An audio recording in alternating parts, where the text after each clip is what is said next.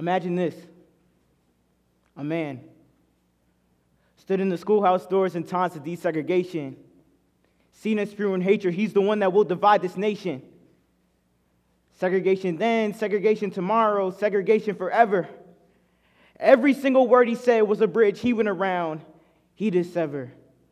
With me, with my people, generations of hatred, this was a steeple. Man, what I think the Klan put you in office, man, never the people. 3 times in a row, 3 times when I cried, 3 times when I blow a tear away.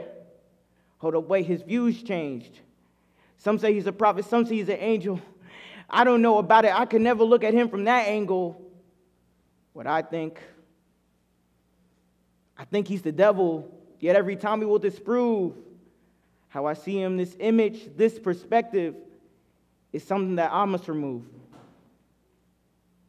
There are 3 reasons why we need to look through new perspectives. The first is that it gives us strength. When a community is able to look through different viewpoints and look through each other's perspectives and know each other's pain, know each other's suffering, that unifies them. And with unity comes strength. The second is wisdom and understanding. So many things could be accomplished, so many doors could be opened if we were able to look through different viewpoints or different perspectives. The third, it's actually kind of simple. It makes us happy. The poem I just recited to you is about a man named George Wallace. He ran as governor of Alabama 4 times, the most any governor has ever run in the history of the United States of America. His platform was strongly rooted in racial segregation.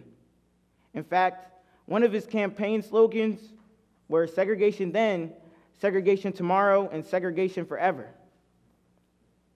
Being such an avid believer in that, he organized a stand in the schoolhouse doors, also known as a picket line, to prevent 2 African-American female students from enrolling to the University of Alabama during the times of desegregation.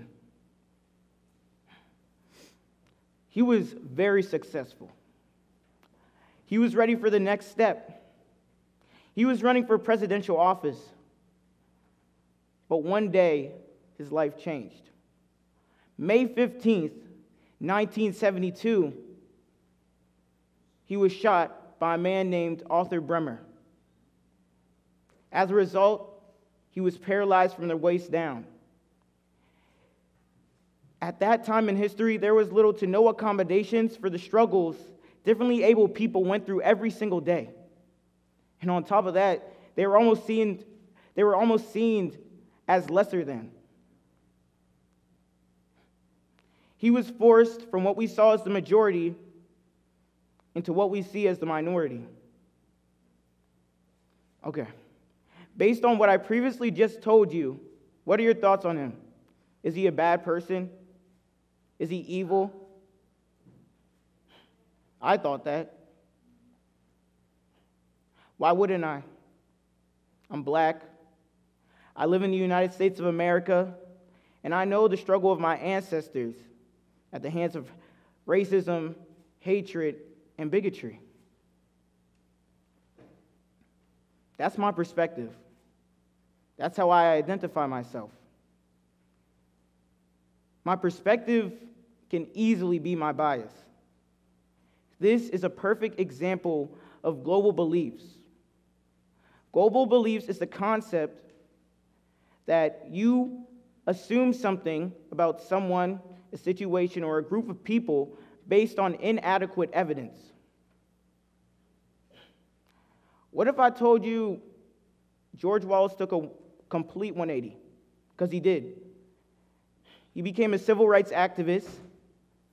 He apologized for his actions, and he ran again, but not with the support of racial segregationists and hate groups like the Ku Klux Klan, but instead, he ran with the support of the black community of Alabama, and he won.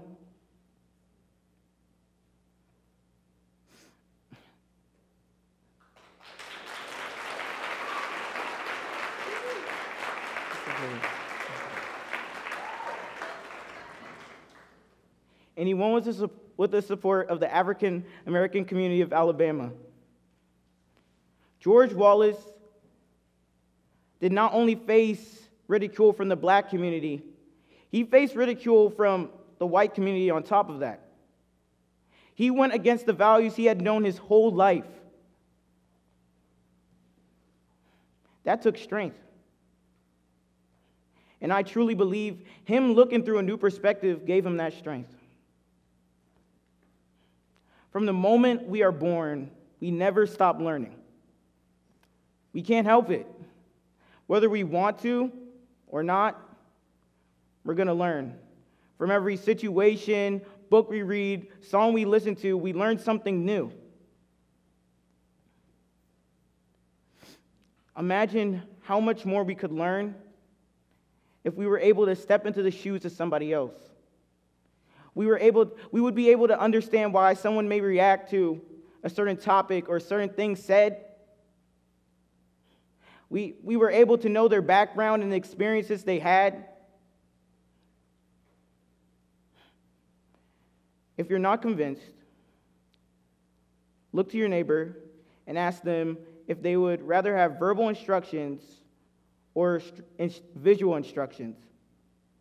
No, seriously, ask.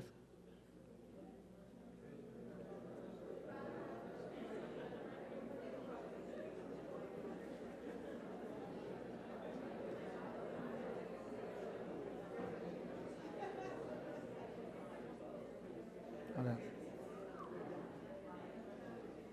All right. The majority of females prefer to have verbal instructions, while the majority of males prefer to have visual instructions. This is a problem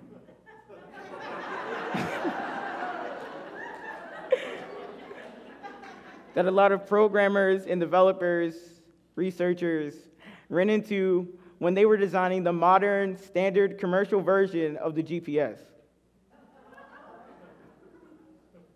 Imagine if these programmers, scientists, researchers said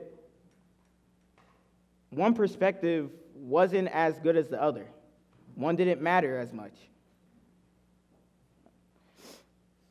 How many of you would have been able to experience the moments we have today without GPS? Get into the grocery store in the new town you moved into?